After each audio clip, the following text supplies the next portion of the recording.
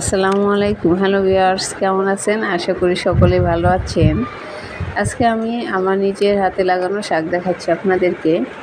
আমি এই পুঁইয়ের ডাঁটাগুলা, পুঁই শাক যখন আনা হয়েছিল খাওয়ার জন্য, তো আমি পুঁই শাকগুলা রেখে ডাঁটাগুলা ফেলে না দিয়ে আমার ছাদে আমি লাগিয়ে রেখেছিলাম।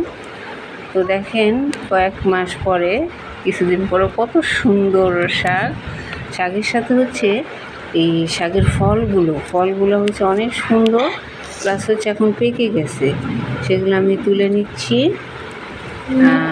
এই দেখেন, এই ফলের রসটা মানে এত সুন্দর পাকছে, তো ফলের রসে একবারে আমার হাতটা লাল হয়ে গেছে, আমার হাতে লেগে এই ফলের রসগুলোতে লাল হয়ে গেছে। তো আমি আপনাদের সবাইকে বলবো, যারা বাসায় সবজি খান, প্লাস এই যে পুঁইয়ের ডাঁটাগুলো ফেলে না দিয়ে আপনারা আপনাদের ছাদে অথবা টবে, বেলকনিতে লাগিয়ে রাখবেন।